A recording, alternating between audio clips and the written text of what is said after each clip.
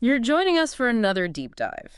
And this time we're really getting into something quite disturbing. It's all unfolding within Me and the Boys Wrestling. That's right. We're trying to make sense of some, well, pretty unsettling new material that surfaced. Yeah, our mission here is to understand this complex situation based on these sources. And the main source we have is this document called Crucially, though, it contains excerpts from let's just say, a very unsettling homemade video recording. It really does, and it raises some serious questions. Definitely. So, in this deep dive, we'll be looking at a few key things. First, there's that severed thumb, remember that, found years ago at the ODW arena. Right, initially dismissed as just a toy prop. Exactly. But now we know it wasn't. Then there's the video itself. It seems to be some kind of secret recording of a therapy session, a woman, and a patient who insists he's not called Thomas. Mm-hmm. And from there, we'll get into the patient's poetry, which is quite something. And the emergence of this wrestler, kiLLJoY. Plus, the disappearance of El Viscera, which is very concerning. Very. And it's worth noting, the source material itself warns about disturbing content. We should probably echo that warning right now. Yeah. It gets pretty dark. Absolutely. Listener discretion advised. Maybe have the kids leave the room for this one. Okay, so let's start with the thumb, that physical object, found 2 years back, ODW arena. Yeah. And like you said, everyone thought, okay, weird prop. But the text is explicit, not a toy. Which just changes everything, doesn't it? It casts Yeah. this really dark shadow. What does it mean? Why are we only learning this now? It's definitely a piece we need to keep in mind as we go through the rest of this. It's a chilling detail. Totally. So let's move to the core of it, the video. It's described as being filmed from behind a desk, therapist's office setting. You see the woman, presumably the therapist, talking to a man who's lying on a couch. And right away, it's strange. She tries to use something called Hypnosil. Yeah, it sounds like some kind of fictional sedative or maybe a guided relaxation thing in this context. Yeah. It's like counting down, trying to get him to relax and share. But he's resistant from the get-go, isn't he? Especially about his name. Oh, yeah. She mentions his diary, he corrects her poetry, and then boom, my name isn't Thomas. Straight away, that signals something's fractured there, a rejection of himself. Exactly. It feels like more than just not liking the name. It's like he's trying to shed an entire identity. That's a huge theme here, I think. Which flows right into his poetry and the mindset it reveals. His job termination comes up. And his reaction is bizarre. He says, getting fired set me free. Who reacts like that? Well, someone undergoing a pretty profound psychological shift, maybe. He connects it to finally accepting his past, all the pain, the torment, the suffering. Like the firing was a catalyst. It unlocks something. Okay, so then he reads the first poem. Dear Diary, I've been searching for a higher me. And it's raw. You get this frustration with people he thinks are acting stupid, mentions abuse, feeling different, cynicism. But also this conflict, right? He wants to be better, but admits to a bad attitude, a diabolical side. Yeah, that internal battle is really telling. It points to this instability bubbling under the surface, potentially dangerous instability. No kidding. And the poem shifts gears, doesn't it? Gets aggressive. Definitely. It turns towards vengeance, Yeah. calling people snakes, wanting to expose them, and the imagery gets violent, twist the knife, prepare to die, prepare to burn. Wow. And he mentions a dream where people admired him, which feels like a stark contrast to, well, whatever his reality is. That dream detail is interesting if you think about wrestling. That need for admiration, for attention. Maybe that's a driver, even if it comes through this dark persona he's building. Could be. Then there's the second poem, I've never known fear like this. This one goes even deeper, darker. Yeah, he talks about feeling trapped, sick, thoughts of death, and major family problems, his wife leaving with the kids. The way he jumps between emotions in that poem is alarming. Despair, anger, these really violent thoughts. That line, do you like weapons? 'Cause I like fucking stalking. I mean, that's just chilling. It gives you a window into a mind really on the edge. It really paints a picture of a severe breakdown.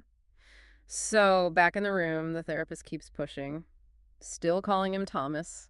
And she brings up the job termination again, but also an arrest. Something about being found in a pool of blood. Okay, so that's the first hint of actual, maybe real-world violence outside the poems? Right, and his reaction is even stronger. My name isn't Thomas, rejecting the old me. Then he tells this story, childhood fear of clowns? Yeah, and trying to overcome it by joining the circus, which apparently didn't last. He ended up homeless. Until a strongman took him in and introduced him to tomfoolery. And the text gives the word origin, right? From a 14th century jester. But it seems like that whole tomfoolery thing soured on him too. He says, the joke was on me, like total disillusionment. Yeah, what started as maybe a coping mechanism or an act just collapsed. And then there's the carry case. He says it was meant to inspire him, but now it's carrying me. And it's the origin of my success. What does that mean? It's cryptic, isn't it? It Yeah. feels symbolic. Maybe it holds the literal tools of his tomfoolery trade, the makeup, props. But now it represents something more, the container for this new self. The self that becomes kiLLJoY. Okay. Okay, because then the video just escalates violently. Massively. He gets something from the makeup case, throws a rubber ball at the camera filming him. Then you hear a muffled scream. The therapist. Presumably. Followed by the sound of duct tape. Oh, God. He searches the desk, finds scissors, and then delivers that line. Ever hear of the rule of thumb? Followed by a scream. A blood-curdling scream, the text says. Yeah. And connecting that line, rule of thumb, with the actual severed thumb found earlier. It strongly implies he attacked her, that he might have actually severed her thumb. It's a horrifying conclusion, but the pieces seem to fit in this narrative. It suggests the violence isn't just performance anymore, it's tragically real. And right after this implied attack, he recites the final poem, Human Vermin. Which is just pure rage and self-destruction. Burning bodies, turning graves, homelessness, hopelessness. References to drug use, too. Frosty Jack, smoking crack, sniff those packs. Yeah, showing a complete spiral, and self-harm lines, too. Slit my wrists, cut my veins, aim it at my head top, fuck my brain. It's incredibly disturbing. Just absolute despair and violence turned inwards and outwards. But then, the declaration. Right. The story of a man whose tomfoolery was brought to an end now is kiLLJoY, I'll be resurrected again. That's it. The transformation is complete. The birth of kiLLJoY seemingly baptized in, well, this horrific event. It's essentially his origin story, laid bare. And it seems fueled by trauma, rage, and this potential act of extreme violence against the therapist. Okay, so after the video description, the person who shared it adds some context. Yeah, this is important.